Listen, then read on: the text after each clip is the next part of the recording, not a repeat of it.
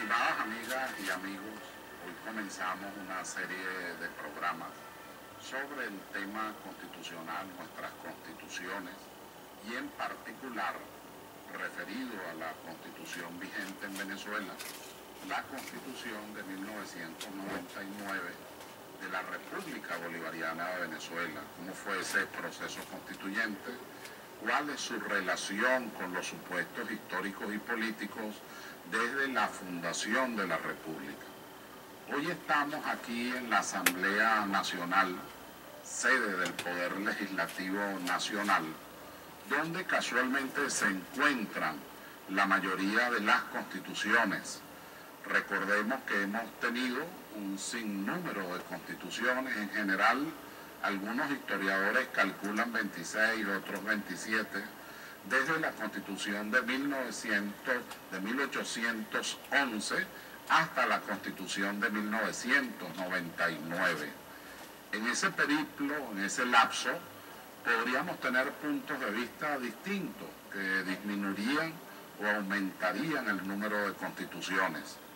Algunos estudiosos del tema sostienen que habría que tomar en cuenta la Constitución de Cádiz de 1812, otros dicen que la Constitución de Bayona, otros mencionan incluso el Estatuto de 1945, algunos han señalado el Estatuto Transitorio que el libertador Simón Bolívar le encomendó a Francisco Xavier de Ustariz, con lo cual podríamos nosotros tener un poco más de 30 constituciones. Otros analistas, entre ellos Arturo Uslar Pietri, por cierto tesis que yo sigo en lo personal, sostienen que no hay tantas constituciones, que en Venezuela no hay más de 5 constituciones y que en general lo que se ha producido en el país es una serie de reformas.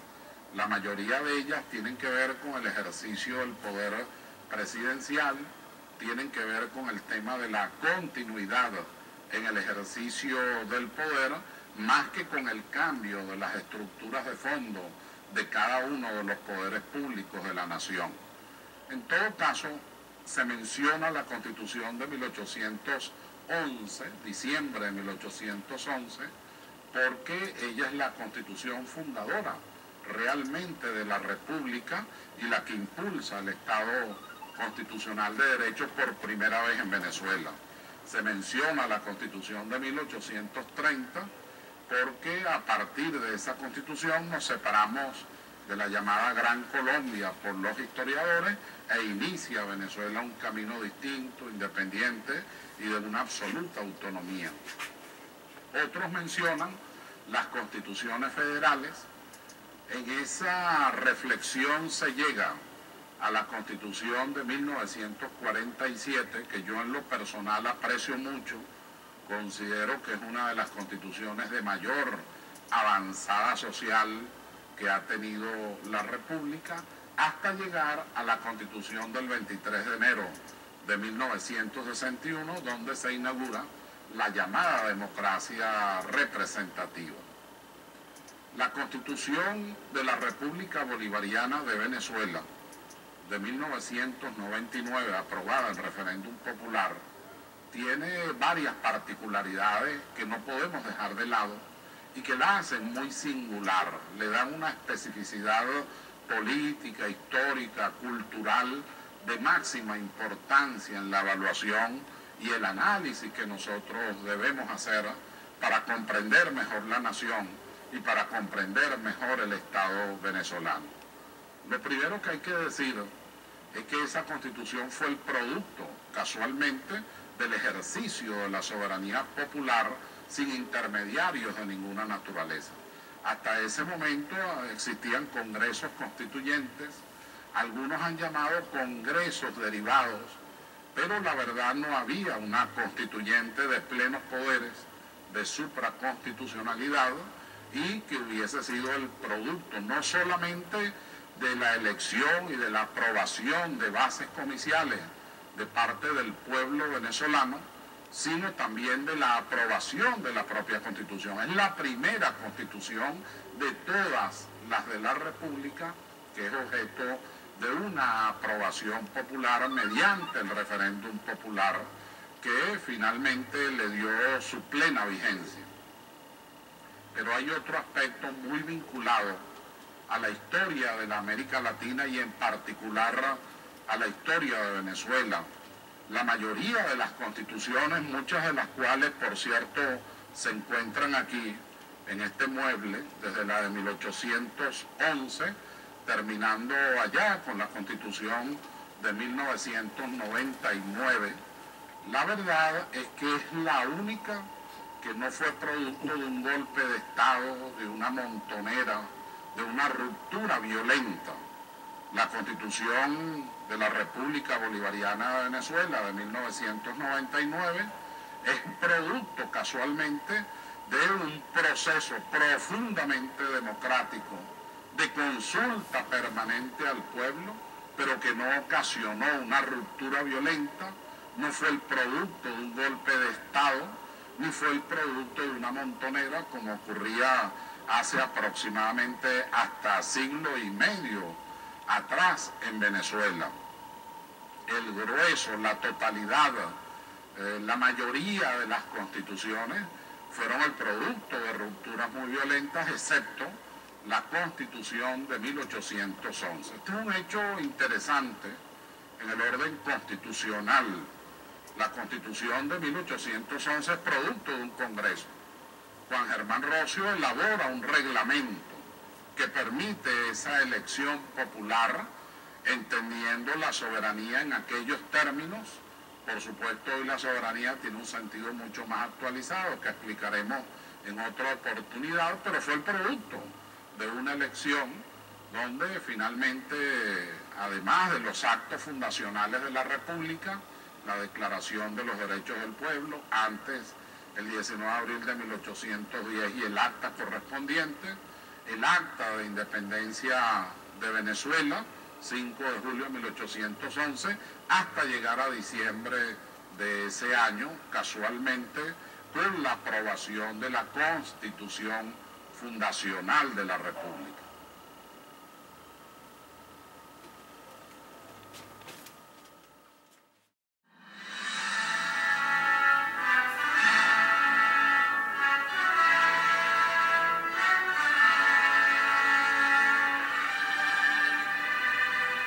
Regresamos pues luego de esta breve pausa para continuar las reflexiones preliminares, iniciales, sobre el tema del poder constituyente aquí en el Salón Tríptico.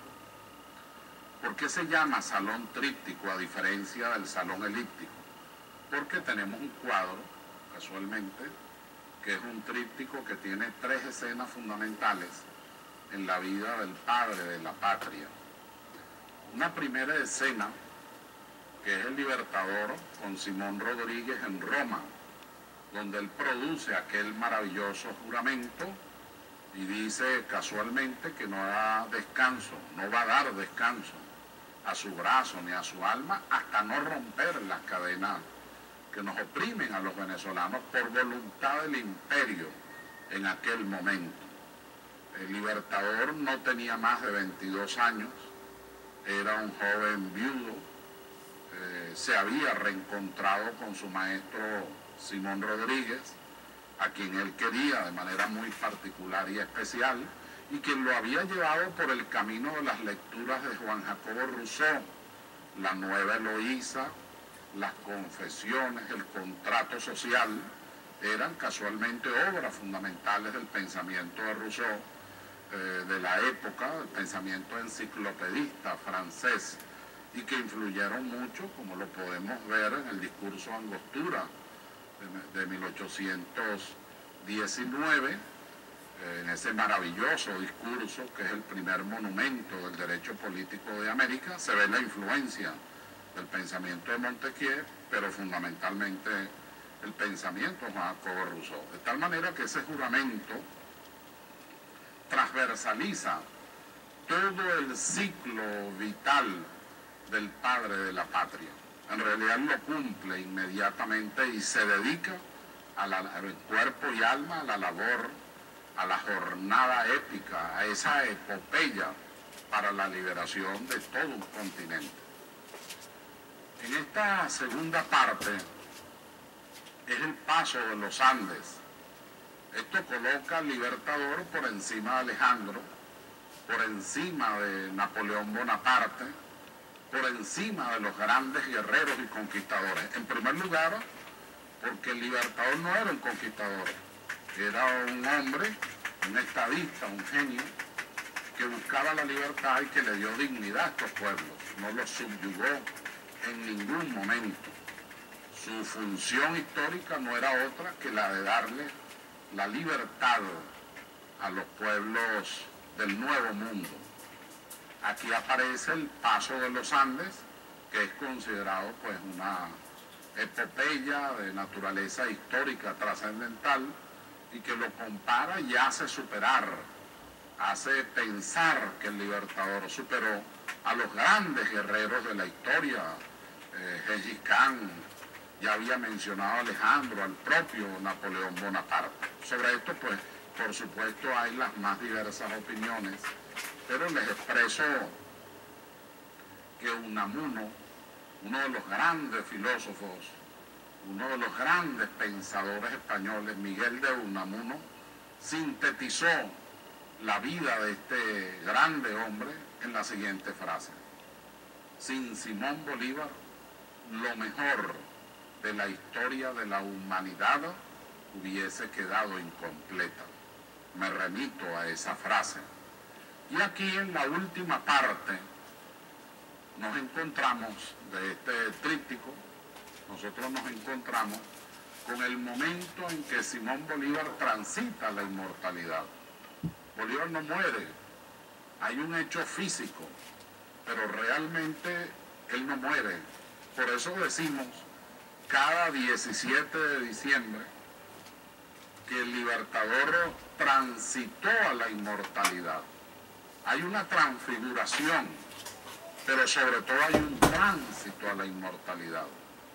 El Libertador, su alma, su espíritu, su pensamiento ya no cabían en él y era necesario darle un sentido ecuménico, un sentido universal que ha permitido degradar el tiempo y por supuesto legarnos su pensamiento político, que casualmente buscó esta constitución, la última, la Constitución de la República Bolivariana de Venezuela, en 1999, buscó recoger, como nosotros los vamos a ver en cada uno de estos programas. Como les dije antes, aquí desde 1811 hasta 1999 está la mayoría de las constituciones que han regido o que de alguna manera se aprobaron o que de alguna forma tuvieron incidencia en el desarrollo de la República. Ahora, después de ubicarnos en el salón tríptico, donde están las constituciones, nosotros vamos entonces a abordar de inmediato el tema del poder constituyente, que es el que nos ocupa casualmente en este momento. El poder constituyente no es otra cosa que el poder originario, el poder de ejercicio de la soberanía, entendiendo que ella reside en el pueblo. Claro que esto al inicio de la historia del pensamiento político y del pensamiento constitucional no se expresó en estos términos. Se entendía que la soberanía era la de un monarca que tenía derechos derivados de la divinidad. La Revolución Francesa, la propia Revolución Inglesa, la misma Revolución Norteamericana con su proceso constituyente, casualmente cambian este paradigma, esta manera de concebir las instituciones, su legitimidad, su origen. Y sobre todo por el impacto de la Revolución Francesa, no solo de la toma de la Bastilla y del inicio de la Gran Convención, sino de manera muy particular en el esfuerzo de construir un cuerpo de pensamiento que pudiera orientar el cambio profundo que en ese momento estaba sufriendo, viviendo de manera angustiosa la humanidad por el enorme costo que en términos de violencia y sangre tuvo, pero que en definitiva dejó ideas universales como aparece en las primeras constituciones de la Revolución Francesa a partir de 1789 y por supuesto en la Declaración de los Derechos del Hombre y del Ciudadano. Esas ideas inciden en el pensamiento político de Hispanoamérica, del Nuevo Mundo, de la América Latina. El federalismo, su forma federal, es tratada por el Libertador en el discurso de Angostura en ocasión de los actos constituyentes de la Constitución que él presentó en aquel año, en ese momento. De la misma manera el pensamiento inglés, con la Revolución Inglesa, e igualmente todas las ideas de la Revolución Francesa, en particular las que tienen que ver con la soberanía y las que tienen que ver con el poder constituyente. El abate de Sieyès fue quizás el ideólogo fundamental de la teoría constituyente, con frases que por supuesto hoy día hay que actualizarlas y moderarlas, pero tremendas frases que horadaron la historia del pensamiento político, en particular aquella cuando presentándose al Comité Constitucional de la Convención Francesa, dice que la constituyente es todo y que la constituyente lo puede todo. Esa idea de un constituyente por encima del Estado, por encima del ordenamiento jurídico, como acto político inicial y solo después como acto jurídico, casualmente aparece en el debate que en 1999 se produjo en Venezuela en ocasión no solo de convocar, activar, desarrollar el proceso constituyente, sino de aprobar la Constitución de la República Bolivariana de Venezuela.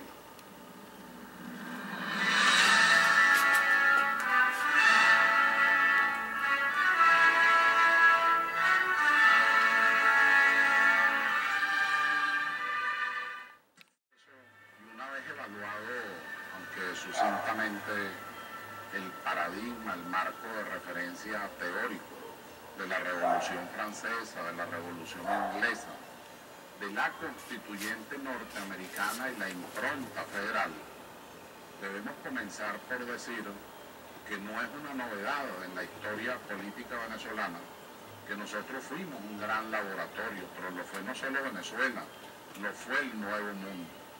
Aquí se presentaron las formas monárquicas, las formas todas parlamentarias, se presentó también las formas federales y finalmente se presentaron los debates sobre la democracia centralizada y la democracia descentralizada.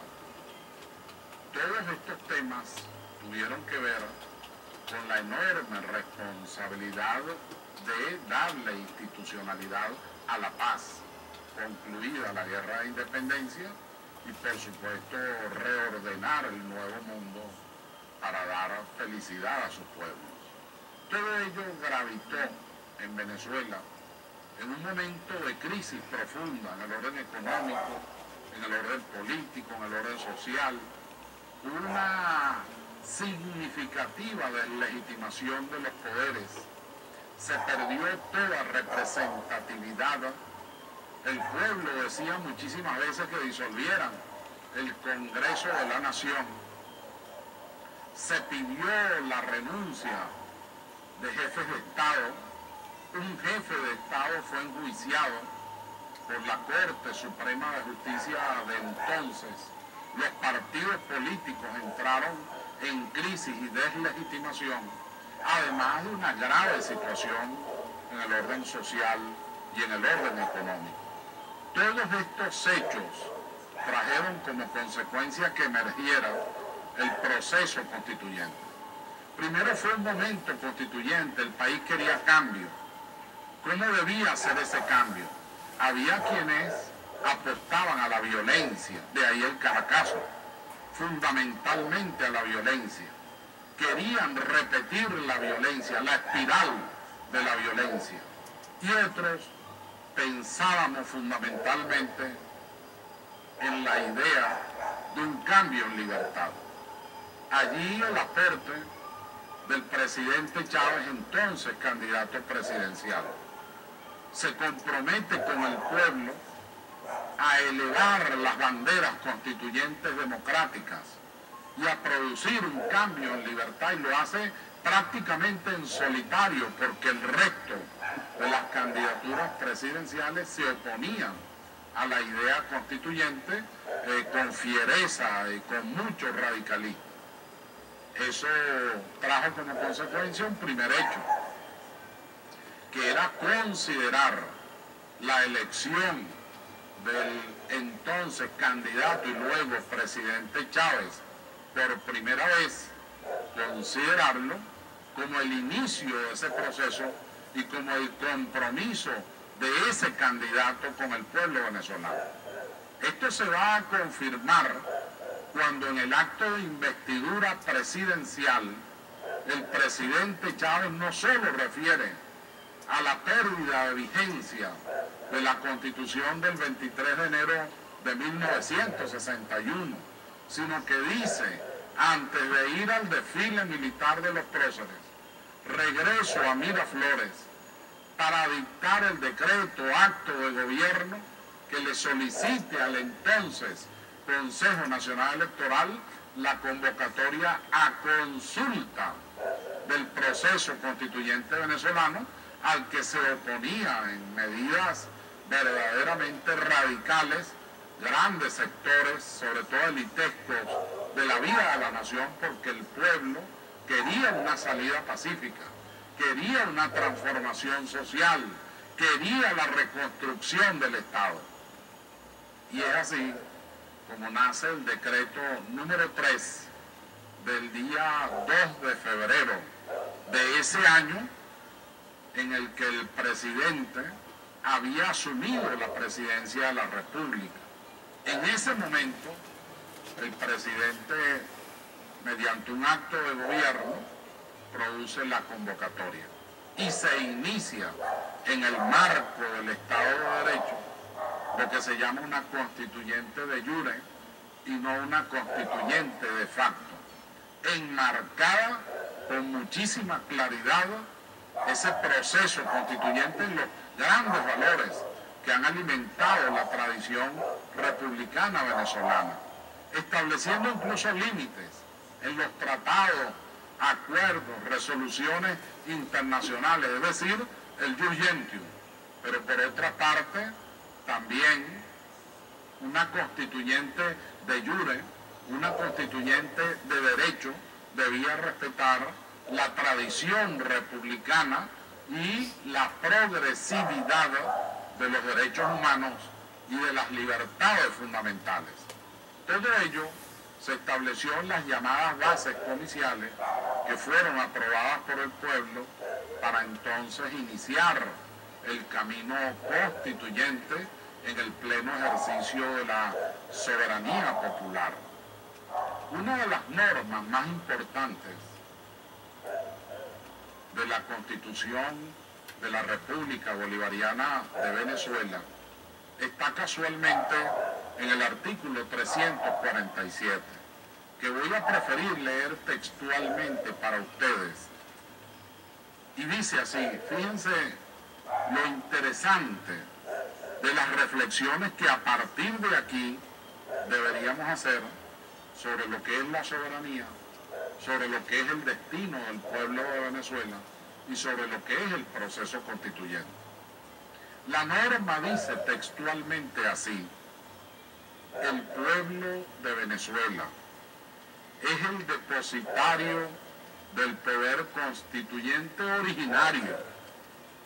En ejercicio de dicho poder, puede convocar una Asamblea Nacional Constituyente con el objeto de transformar el Estado, crear un nuevo ordenamiento jurídico y redactar una nueva Constitución. Esa norma es una norma fundamental de los nuevos tiempos. La norma no regula, porque el poder constituyente no puede ser regulado. La norma solamente enuncia, declara que solo es posible un poder constituyente originario si su titular, que es el pueblo, lo ejerce de manera soberana. En las normas siguientes, el constituyente de 1999 redactó las distintas iniciativas. Iniciativa presidencial, el Consejo de Ministros, iniciativa parlamentaria, la Asamblea Nacional, iniciativa municipal, los cabildos, y finalmente, la más importante de todas, la iniciativa ciudadana. De tal manera que las normas siguientes establecen solamente quienes tienen la iniciativa y señala la primacía del poder constituyente frente a los poderes constituidos a objeto de producir pacíficamente, democráticamente, constitucionalmente los cambios en libertad, como la transformación del Estado e incluso la reordenación del sistema jurídico y la creación de una nueva constitución. Esta norma es inédita. Ella no está en el resto de las constituciones venezolanas. En el derecho constitucional comparado sí aparecen varias constituciones, algunas con anterioridad a la constitución nuestra, otras después, que han venido desarrollando la teoría constituyente democrática. Es el caso de la Constitución colombiana, es el caso de la reciente Constitución del Ecuador y es el caso de la reciente Constitución de Bolivia. De tal manera que esa revolución pacífica, esa revolución en libertad, entre otros aspectos, reconoce, potencia, reafirma, consolida la idea de que el poder constituyente no le pertenece a una élite, a un partido, a un sector, a una persona. Le pertenece al pueblo, que es el soberano, el titular del poder constituyente. No puede ser otro que el pueblo de Venezuela, tal como lo dice el enunciado de la norma. El pueblo de Venezuela es el depositario del poder constituyente originario.